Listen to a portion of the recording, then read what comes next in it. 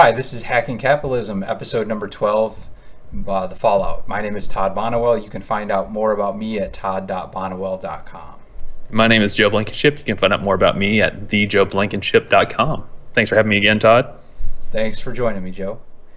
It's 12 episodes, and we are off here. We had some technical difficulties in the last episode, so we're going to feel our way through this one here. So, Joe, if you want to start us out here and give us a little recap about what we'll be discussing. Yeah, and first of all, like I said, if you're listening and you feel cheated by the last episode, don't worry. We'll come back to acquiring production means. We did update the chapter in the book, so Todd and I will continue to add to that chapter, and eventually we'll go back around to discussing either all of it or parts of it as we move forward from the book project into discussing the minutia that surrounds it. So with the fallout, we're now at the point where we have analyzed the old systems by asking, what is hacking, what's capitalism, what's government, what is the economic problems, the political problems, social problems, and we've went through this dynamic between problems and solutions, looking at the 21st century paradigms of data as a resource. And with hacking capitalism, the second part is looking at how we incorporate that realization into a new system where the hacking of capitalism is empowering all individuals at their respective scales, how they're recapturing their power knowledge dynamics of the system, and ultimately how they're going to implement hacking capitalism as a framework inside those scales of economy and politics and social circles.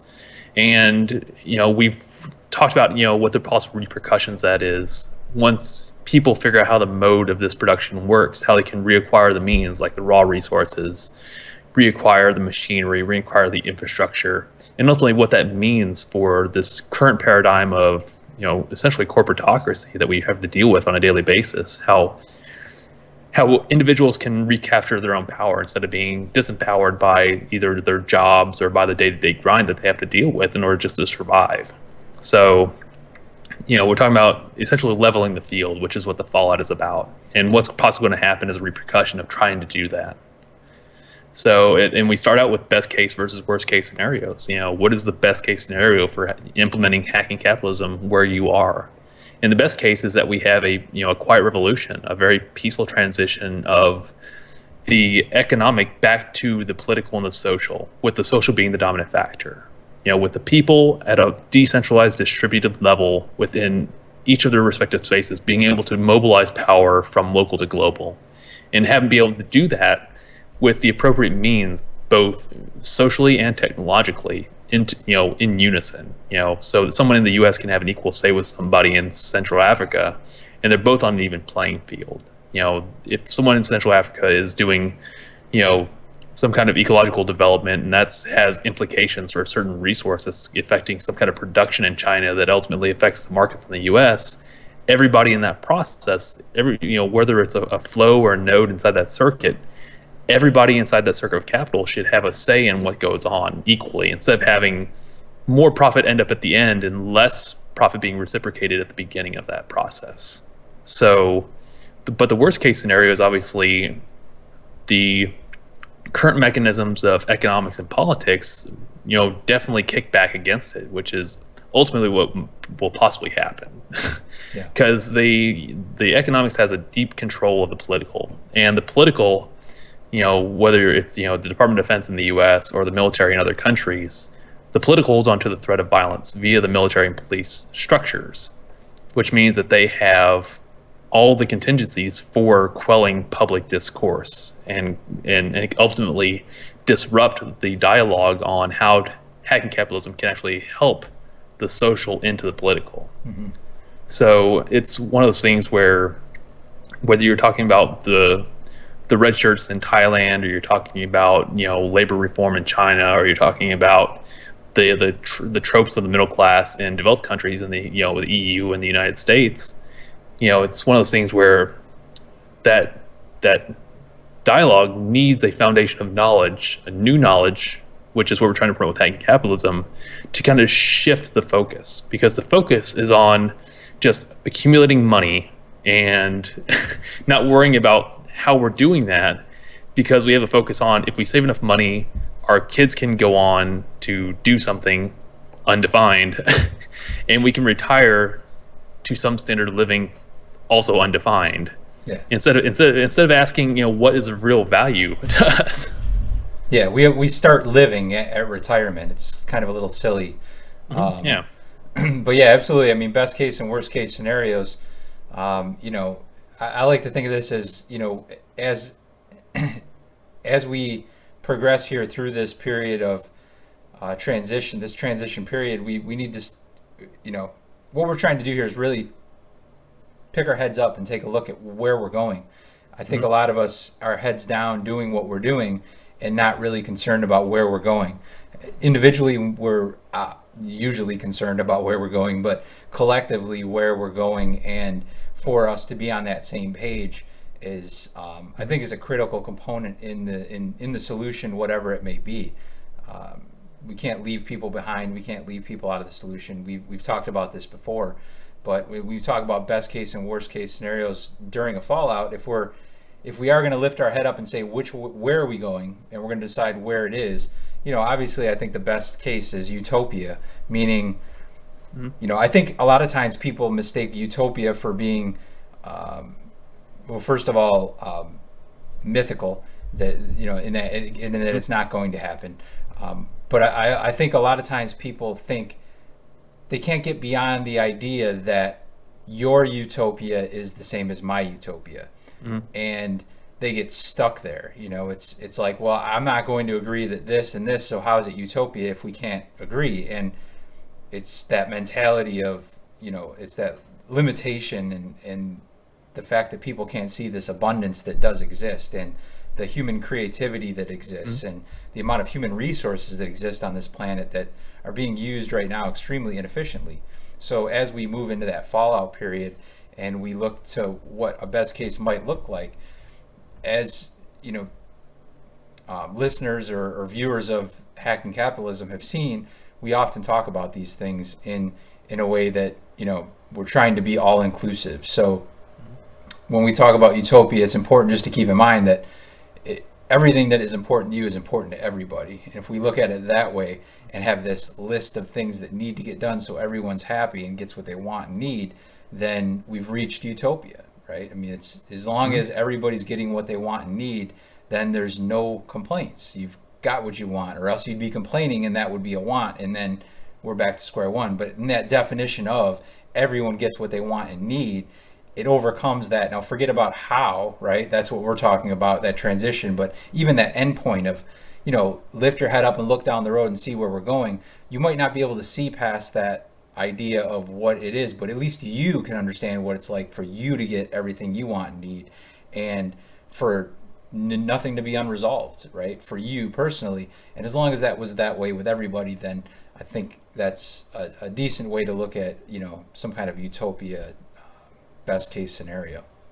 Yeah, and I think you hit it on the head. Is that utopia might not be, and I think it speaks to the larger point as well, that hacking capitalism will never get down into the nitty gritty of exactly what you need to do and how you need to do it, because we'll never get past the mid level, because we need to keep it relatively overarching and encompassing so that you can take it and hack it for your advantage where you live, because no one can tell you what to do where you are. And if you want to have your own utopia, that's fine, but your utopia is going to be completely different than ours. But what is the same, and what's the same for everybody in the world, is the shared struggle to get there. And that's what hacking capitalism represents. It's a framework in which we're all working together for the same direction, which is mutual progress. Now, of course, that's going to be different, whether you're in another part of the world versus another. If you live in a different climate zone, or you live in a different, cultural region, or different, political region, outcomes will be very different on the ground. But we're all collectively working in the same direction, which is being able to connect one another with ease and actually communicate grievances and accomplishments in the same breath, and to be able to use that for the betterment of the future, for future generations, and not just for a very self-centered and conceited perception of what the now is supposed to provide us later. I have no intentions of retiring with a traditional retirement, even this idea of working for a company for 20 to 30 years and retiring with a pension out of a company, that has disappeared as quickly as what our perception of retirement is now with, 401ks or, whatever. All these things are fleeting, carrots on a stick to keep us working and essentially selling our time for nothing. Mm-hmm. And I think the struggle is understanding that we're doing just that. And I think as long as the project can easily convey that we're all in that same, carrot and stick scenario, I think the process and the framework will resonate better over time. And this idea of utopia will emerge easily, even though differently for everybody else, understanding that we're all in the same, moving in the same direction. Right.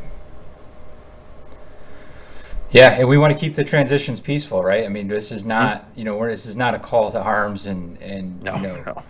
this is definitely we're trying to, because what we see is something coming that's not going to be necessarily peaceful and not necessarily even in the right direction.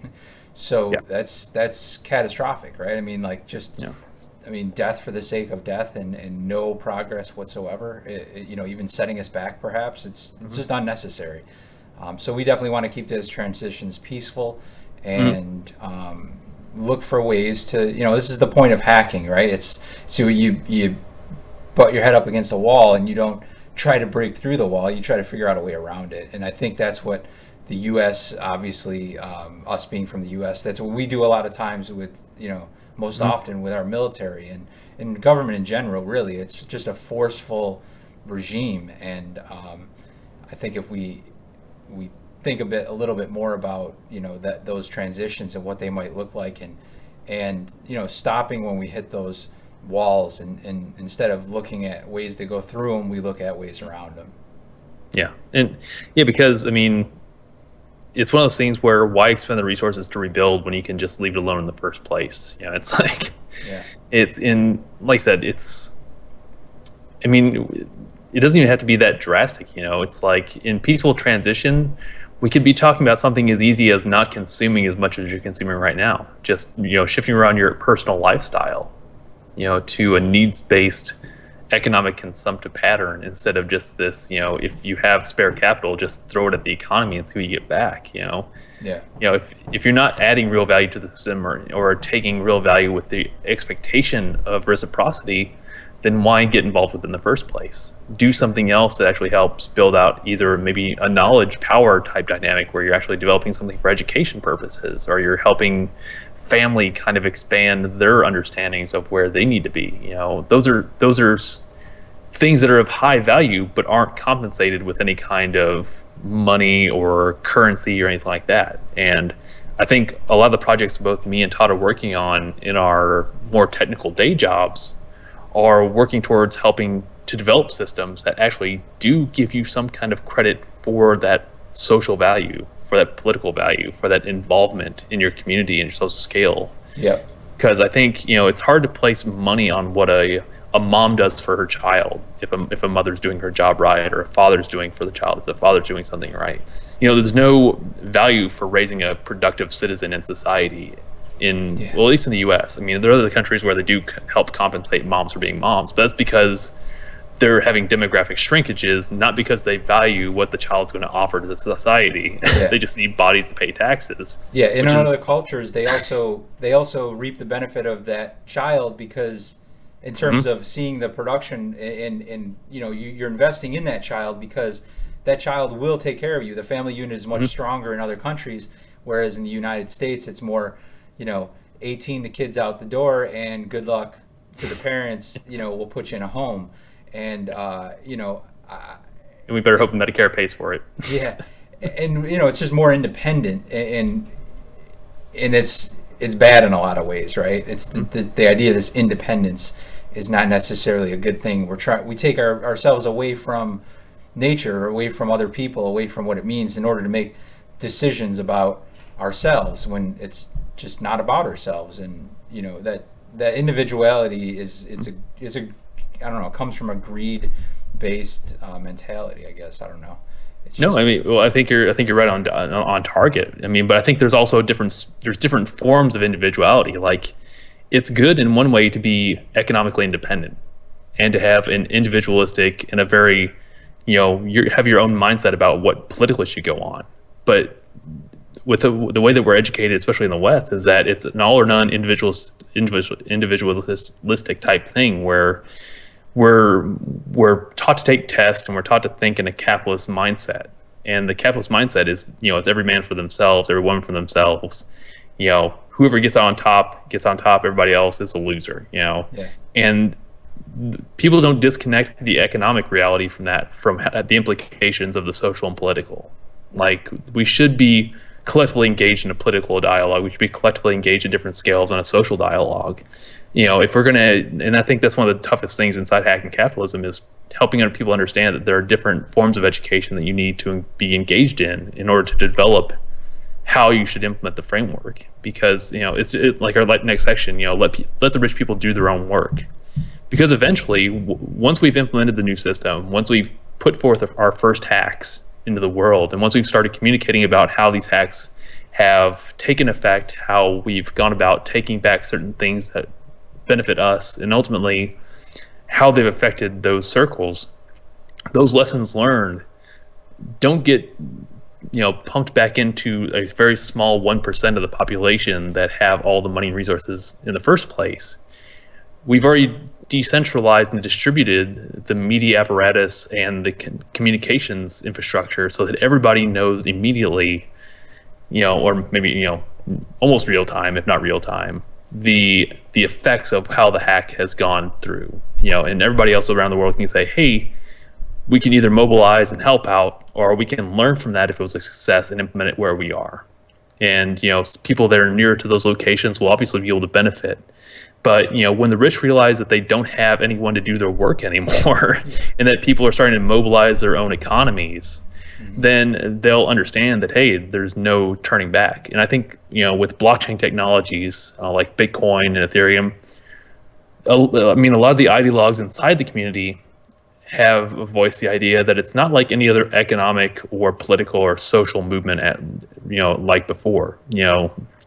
The economic systems that is now neoliberal capitalism, globalization, it hedges its power so much on the technological aspect of how it gets things from one place to another and how it displaces crisis from one place to another, that having something that is so technologically and socially engaging as a blockchain technology, something that redefines what consensus and governance and privacy and individuality are, and says, hey, if you're not participating as a collective member in this governance system, you have no power. Even if you buy Bitcoin, if you're not mining Bitcoin, if you're not engaging in the economic system fully as an engaged citizen inside the system, you have no power. And I think it's why, companies now, especially like top 100, 500 companies, they're all like, they're trying to grab onto as much of that as possible because they see what a threat it is to their system, their current paradigms of power. Yeah, absolutely. Even banks who are notoriously slow to change technologically. They're very similar to government. It's not that there's a lot of reasons in terms of their existing infrastructure, especially government, like why they take so long to approve new operating systems to be used within the government. It's just a process. They don't just take Microsoft's word for it and say, okay, this is good to go. They have to do their own tests as well and certifications, and that stuff takes a lot of time in a system that's already slow. So you end up seeing operating system versions getting skipped completely because there's just no time to do it. So I think the idea that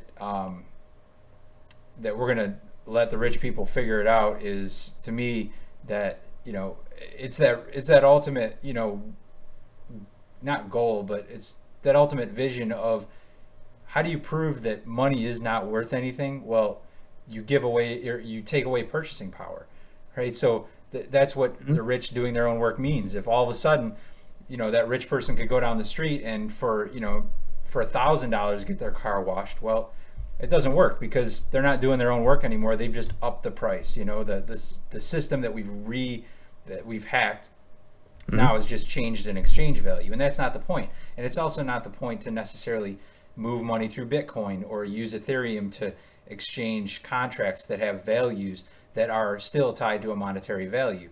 Mm-hmm. and that's controlled outside of the control of the people. And so I think those things are, again, it's all part of the fallout. And how quick these corporations and like Joe was saying, these banks with it, latching on to these blockchain technologies. It's a necessity because they understand what it means. It doesn't take much to look around and see companies that haven't taken heed and are no longer in business because of it. You can waste a lot of money really quickly if you're doing the wrong things. So, and it's just all inefficient in general. Like, these corporations are just not efficient. They're not producing what the people want and need. They're trying to forecast it and and guess at what they want and need, and then produce it, and then spend a bunch of marketing dollars and sales dollars in order to sell it. And it's just so terribly inefficient that it's kind of remarkable that it has worked for as long. I mean, worked, right? And Well, it actually isn't if you think about it, because we've just been enculturated to be ignorant of how things actually work. I mean, that's the biggest call to action that Hacking Capitalism has going for it, is that we're saying, hey, look at what's going on right in front of your eyes. Yeah.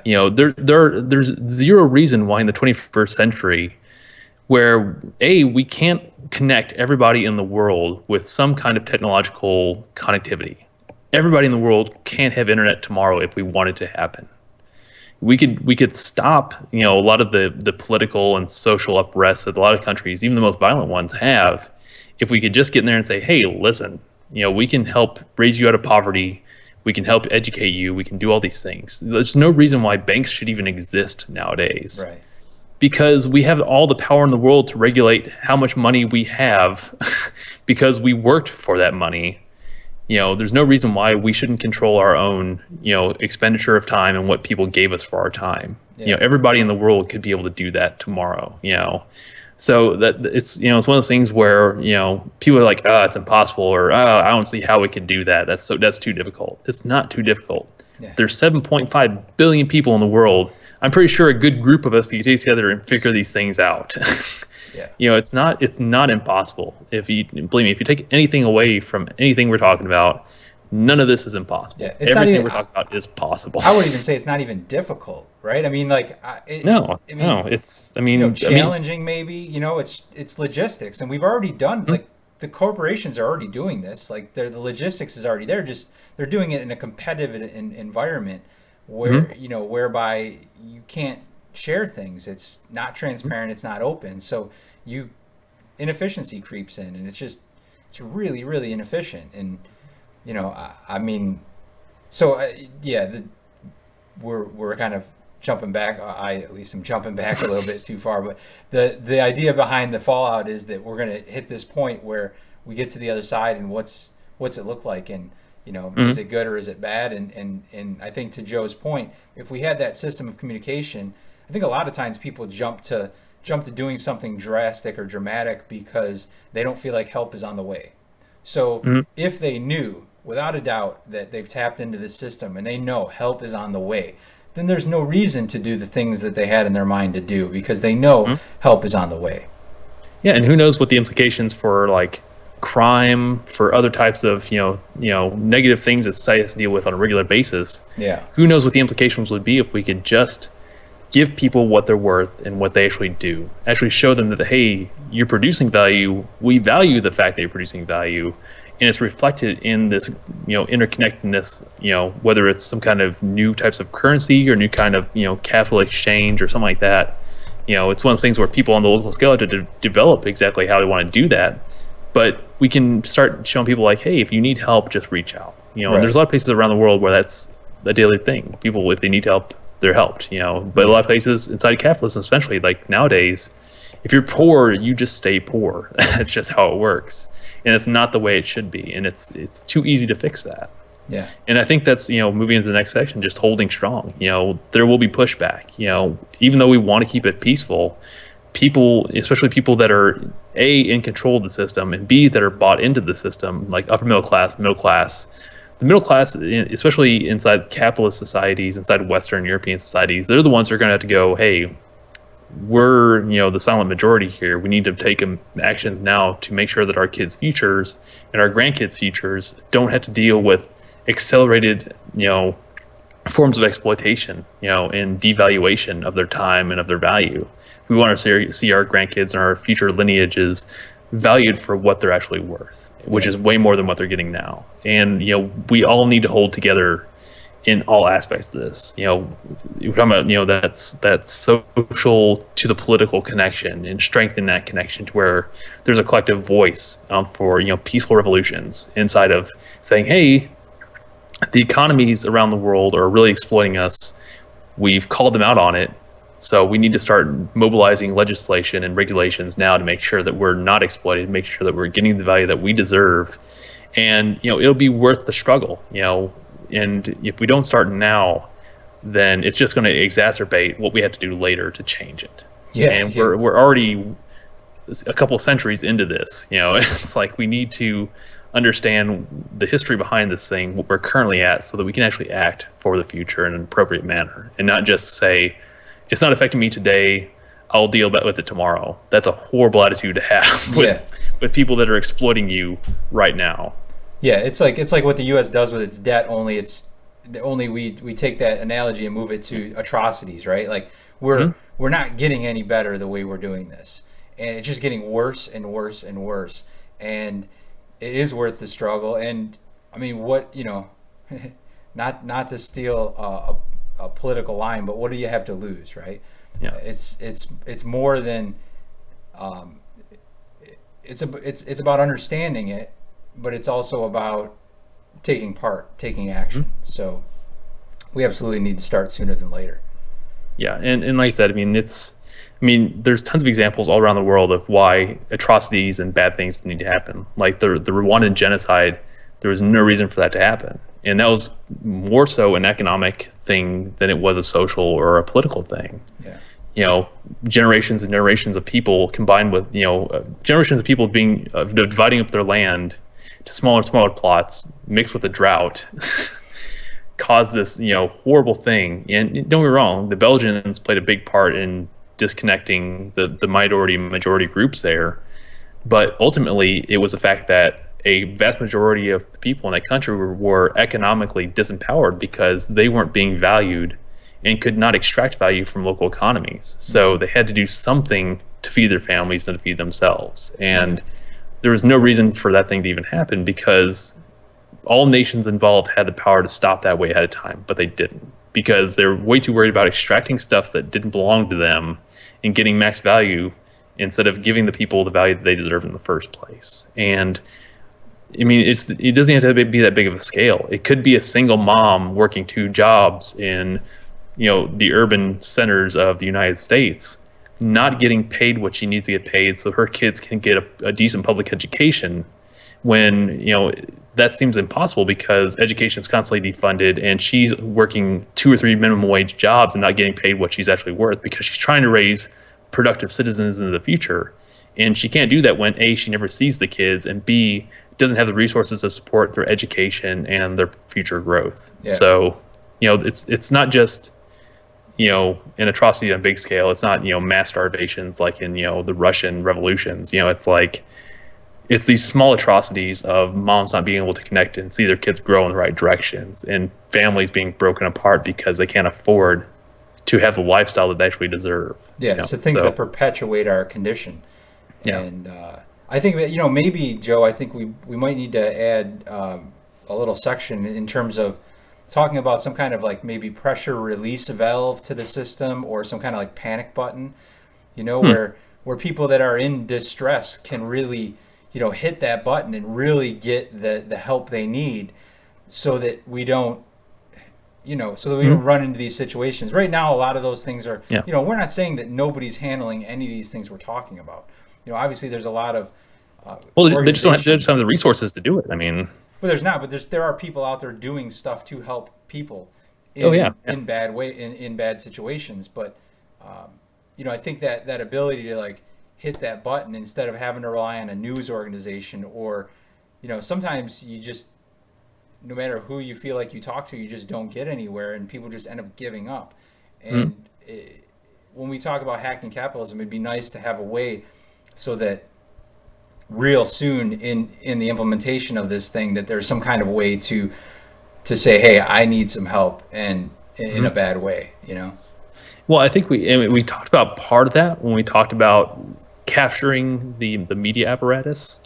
I think that's one way to draw attention to the need for a release. But yeah, I think you're right. I think there needs to be some further development of an idea that once you have the attention of the world and you have this collective awareness, what do you do at that point? You know, how do you shift focus and shift resources towards growing that aspect of it? You know, and I think that's a good point. And I don't think that's something that very many people have figured out, especially within our current systems of, you know, globalized, you know, capital. You know, It's like those motions are in motion and they don't stop. You know, they can't stop. It's like sharks; they just can't stop swimming. Which isn't true, obviously. Biologically, we know that's not true anymore. But the metaphor of, you know, if you stop swimming, you die. That's very much what capitalism has in mind. It you know, I can't remember who talked about it, but you know, 3 days after 9/11 happened in New York, you know, both the president and the mayor of New York were talking about telling people to get back out there and start flying again, start spending again. Because if people aren't spending money, the economies they show the weakness, they show how fragile they are, and that's bad news for everybody. Like, if you don't realize how bad of news that is, when everything that you do in daily life is tied to another person's perception of what value is, that's a horrible situation to be in. That means that you have zero power. And if, you know, what we're saying in Hacking Capitalism is that we either take that back now or we suffer the consequences later. And that's what the fallout is. That's, if you don't work towards the best case scenario, you're really settling for the worst case scenario, you know. And, you know, if you don't take action now, you're going to settle for nothing later. And it's as simple as that. Yeah. Awesome, Joe. Yeah, I can't wait to wrap this up, man, because we got 2 really good sections coming up, and we'll come back to acquiring production means, and definitely wrap all this stuff together. And like I said, if you're listening, or if you're listening and you know someone else that wants to get involved, you know, please contact us. You know, we have the website up, hackingcapitalism.com. You know, we have the book on GetBook. We have the YouTube channel. So, you know, leave a comment on the YouTube channel, leave a comment in the book, you know, contact us via the website. You know, we're here to engage in a dialogue with you all. And no matter where you are in the world, if you see this, if you think that we need to translate this into a different language, you know, please just let us know. We will work our butts off to make sure that you get what you need. That's right. We're working for the future. Oh, of course. All right, Joe. Well, thanks again for joining me for episode 12. Yeah, man, my pleasure. And we'll see you guys in 13. Thanks for watching, and this is Hacking Capitalism. Cool. Thanks, everybody. Thank you.